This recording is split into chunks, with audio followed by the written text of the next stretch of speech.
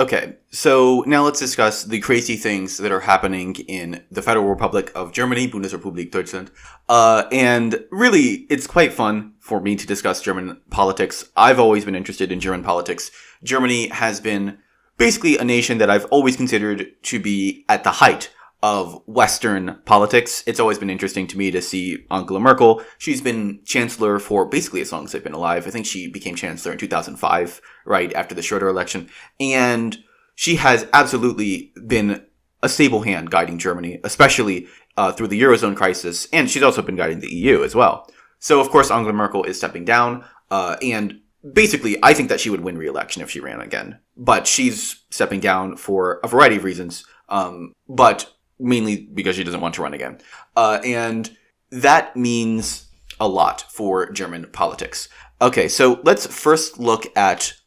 me first briefly give an overview of German politics. Try to do this every time I talk about another country, if you're just watching the show.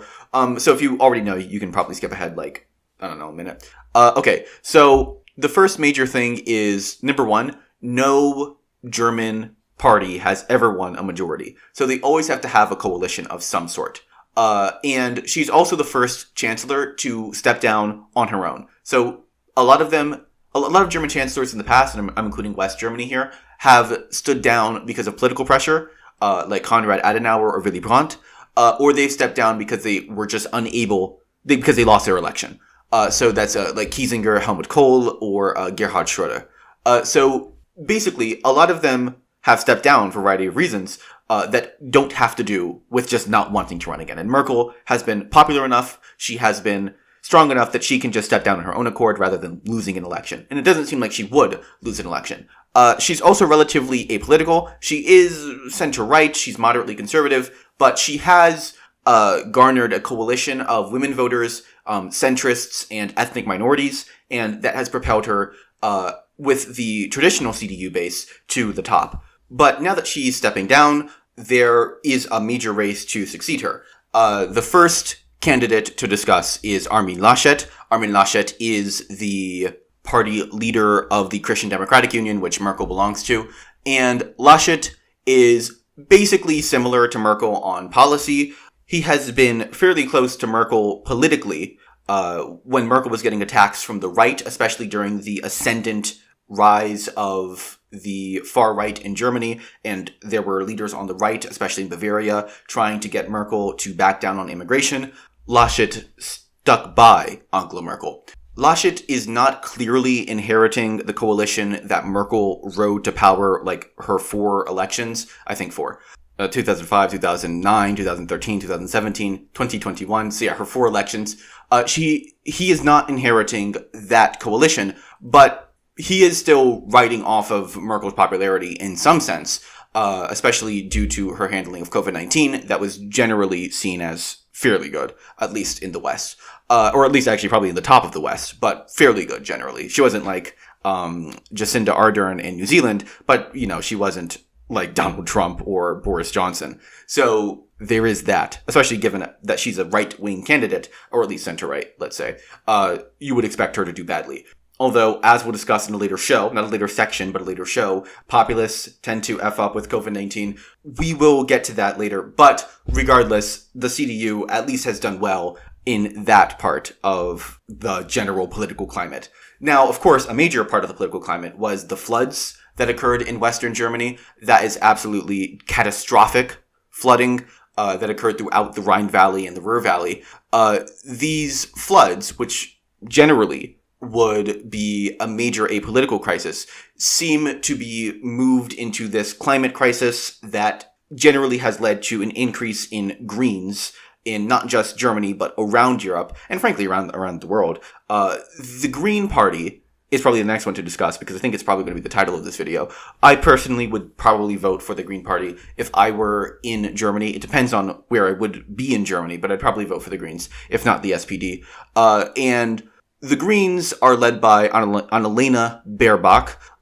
There is a co-leader, but frankly, he's not at all important. And it seems like Baerbock is getting most of the attention, at least from someone in Western media who does not really read German media because I don't speak German. Maybe I would read Deutsche Welle if I could decide to pronounce an umlaut every now and then. But regardless, I don't read German media, so maybe he's more important in German media. But Baerbock is the one who is much more important now because the Greens have ran in the past on this new blood type idea. You have in 2005, Joschka Fischer ran on something similar. I guess, he wasn't young, but he ran on the, outsider sort of capability. Now, Baerbock is running on something similar, but it's kind of bad for her because she has very little executive experience. She was never really tested in national politics, and the media is absolutely haranguing her and laying her out in this brutal election campaign.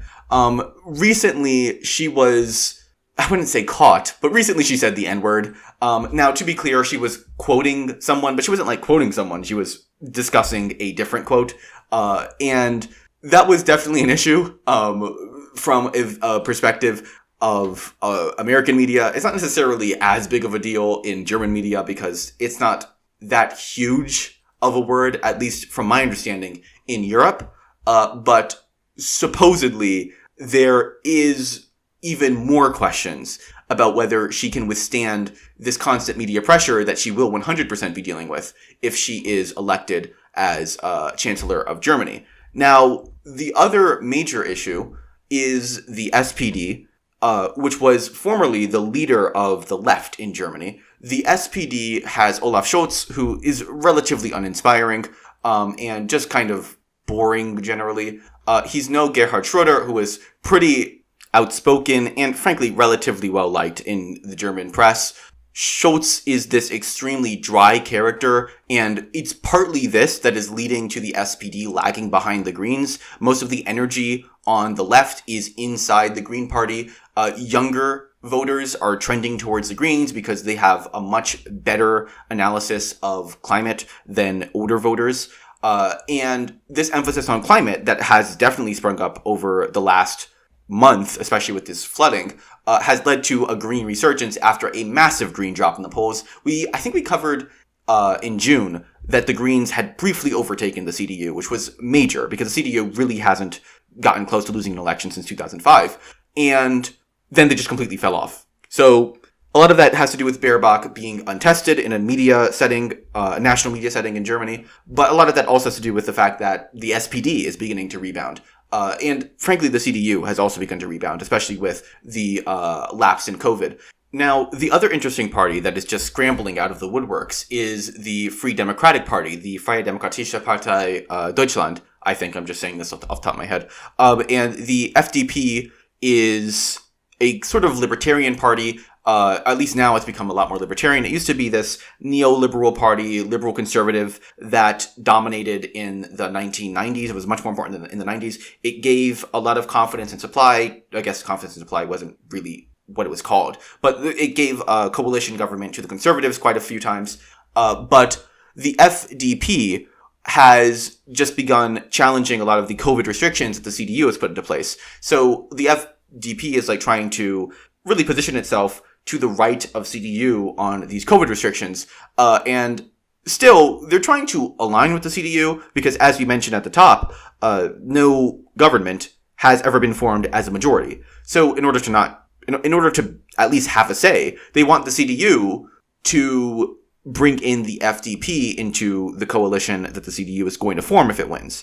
Now, the other big deal is that the CDU may just decide to partner with the second largest party, as it has done under Merkel. The second largest party, first largest party coalition is sometimes called the Große Koalition, or the Grand Coalition, because it's the government and the opposition coming together to form a major coalition. So, what should be the government and the opposition in a variety of different parliamentary democracies. In Germany, they form to become the actual government. So that coalition should include the Black Party, which is the CDU, the Green Party, which is the Greens, and then the Yellow Party, which is the FDP. And they call that the Jamaica Alliance because the Jamaican flag is black, green, and yellow. So that party or that coalition is what the FDP is angling for. And at least in my view right now, I kind of have always wanted to see a Jamaica coalition, not because I really want a Jamaica coalition, but because I think it would be interesting to see how that would govern. And because I don't live in Germany, it doesn't really affect me, at least not in a major sense.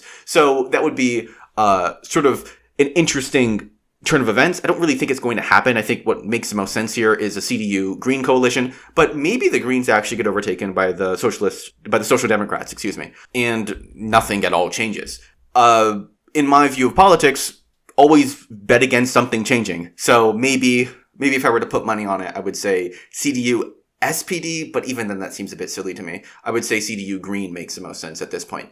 Last final thing is that the Alternative for Germany, or the AfD, which was kind of a far-right party, completely far-right, is just kind of falling apart.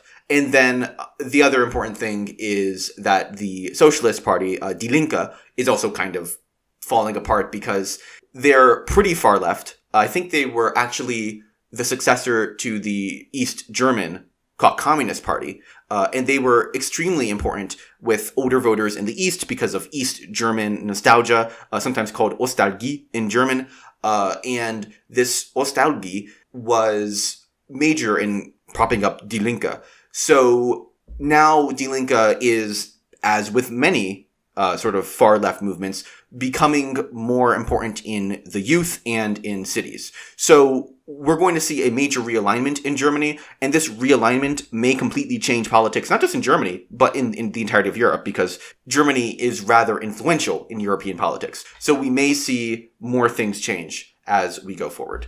If you would like to know more about the German elections, we will be covering them until September, of course, when they take place in September. So subscribe to In Progress with Raymond Perez on YouTube for more, and I will see you next time where we discuss the Turkish government's response to the major fires that are occurring throughout Turkey.